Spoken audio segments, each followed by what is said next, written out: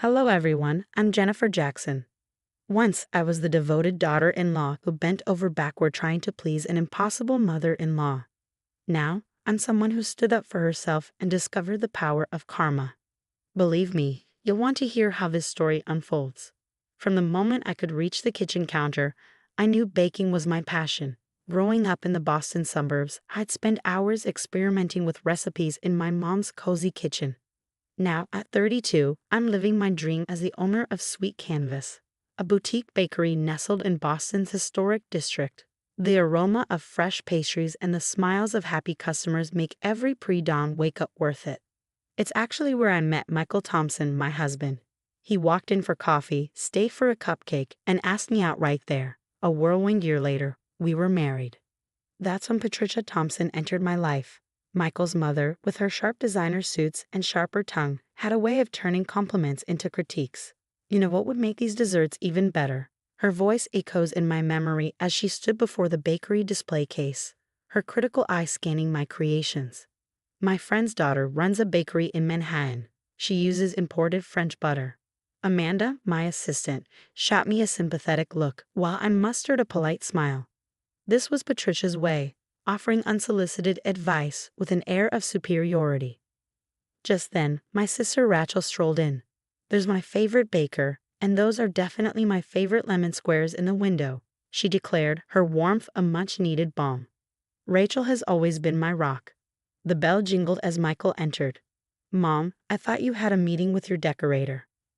"Just stopping by to help Jennifer with a few suggestions," Patricia replied, adjusting her scarf with a flourish.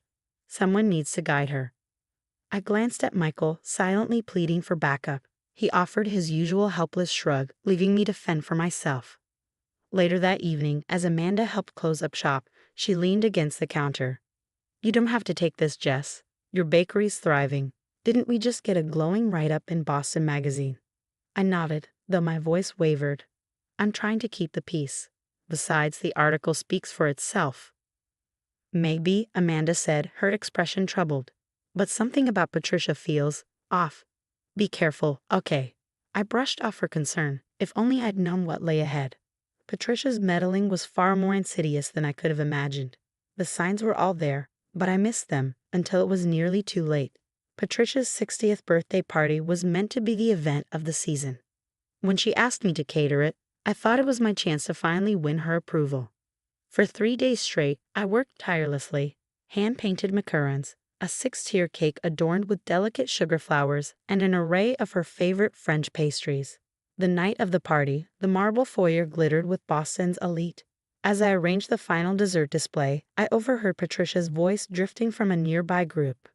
"Oh, the cleaning service did a wonderful job with the setup," she said, waving a manicured hand. "Maria, or whatever her name is, also bakes."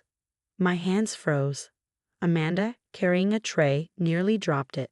Someone in the group corrected her. "That's your daughter-in-law." "Oh yes, of course," Patricia replied with a dismissive laugh. "She does own that little shop." "Speaking of bakeries, Catherine, how's your daughter's shop in New York? Michael always raves about it when he visits." My heart clenched. Michael visits New York? He'd never mentioned that. Later, while retrieving my coat from Patricia's study, I overheard her voice again, cold and calculating. "The plan is working perfectly," she said into the phone. "Once that shabby bakery fails its health inspection next week, Michael will finally see she's not good enough for this family. Catherine's daughter has real potential." The words hit me like a freight train. My phone buzzed, a text from one of my suppliers. "We regret to inform you that we must terminate our contract. We've received complaints about your business." That night, I confronted Michael. "Your mother introduced me as a cleaning lady at her own party, which I catered." I fumed. Michael sighed, pinching the bridge of his nose. "Come on, Jess. You know how she gets at these events. She's under a lot of pressure." "Pressure?" I shot back. "She's trying to set you up with Catherine's daughter." Michael's laugh was hollow. "Don't be ridiculous. Mom's just networking." The conversation went nowhere, leaving a bitter taste in my mouth. The next morning, Amanda called, her voice urgent. "Jess, you need to see this." She forwarded me emails she'd received, and my heart sank. Patricia had been contacting our suppliers, our bank, Even health inspectors spreading malicious lies about Sweet Canvas. I can't believe she'd go this far, I said, my voice trembling with anger. Believe it, Amanda replied grimly. And there's more. Remember those bad reviews that almost ruined us last month? I traced the IP addresses, they all came from the Thompson estate. As if on cue, Rachel burst into the bakery. Sis, you won't believe what I just heard at the gym, she said, breathless. Patricia's telling everyone you bought your good reviews and that your mentorship program is just for publicity. I stared at the photos from the party on my phone. Michael hadn't come home last night. In every shot, he was standing beside Catherine's daughter, with Patricia beaming in the background. The betrayal burned deep, but something else began to surface. Determination. If Patricia wants a war, she'll get one, I said, my voice steady. But she'll learn I'm not so easily eliminated. I've built my business from scratch before, and this time I have proof of her schemes. The next morning, I began sifting through every email Sweet Canvas had received over the past year. Amanda's tech-savvy friend helped us recover deleted messages, and what we found left us stunned. Look at this thread, Amanda said, pointing to her screen.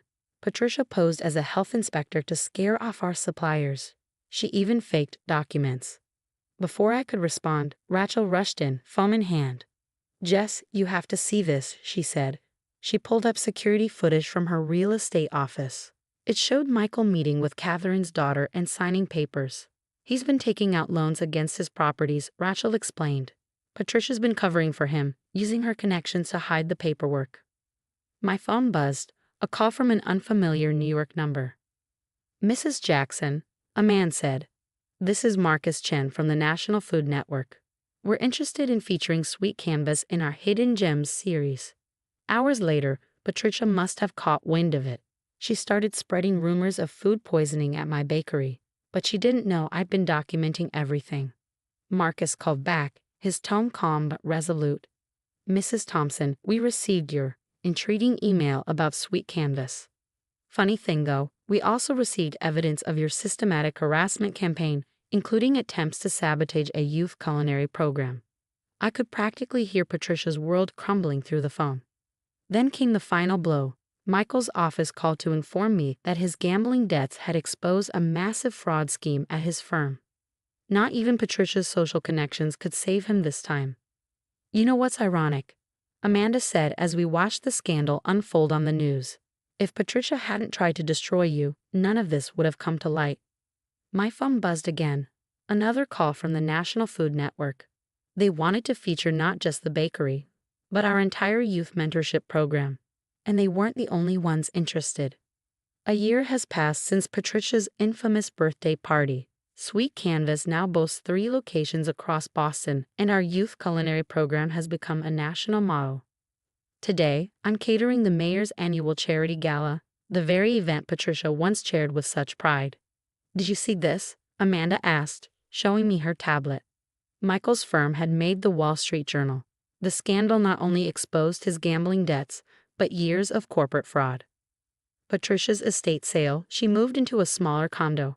I heard through mutual acquaintances that she's taken up baking classes. A small part of me hopes she finds peace, far away from my kitchen, of course. Miss Jackson. Lily, now my head pastry chef, called from the kitchen. The Food Network crew is here for the final filming. The documentary, Second Chances and Fresh Starts, premieres next month. It tells the story of Sweet Canvas and the 201 culinary careers we've helped launch this year alone. As I stepped into the bakery's bustling front room, the mayor's wife approached with a warm smile. Jennifer, the other board members were right. Your story is so inspiring. We'd love for you to speak at next month's Women in Business Summit. Rachel arrived moments later, holding her phone with an incredulous expression. You won't believe this, she said. Turns out Patricia was skimming donations from those charity events she used to run. The DA's office is investigating. Before I could respond, a group of Patricia's former society friends approached me hesitantly. Mrs. Jackson, we're launching a scholarship foundation for underprivileged youth, one of them began. Would you consider joining our board? The irony wasn't lost on me. These were the same women who once looked down on my little bakery. Now, they were seeking my advice, not for revenge, but because they'd finally seen what genuine community support looks like. My phone buzzed again. Another email from Michael's lawyer. He was still trying to claim part of Sweet Canvas in the divorce. Thankfully, my business documentation was flawless. A lesson hard earned from watching Patricia's schemes unravel. Sometimes the best revenge isn't revenge at all. It's living well, doing good, and letting toxic people face the natural consequences of their actions. Our story doesn't end here. Sweet Canvas has grown to 5 locations across New England, each with its own youth mentorship program. Last month, Lily opened her own cafe, and I couldn't have been prouder watching her cut the ribbon. Michael?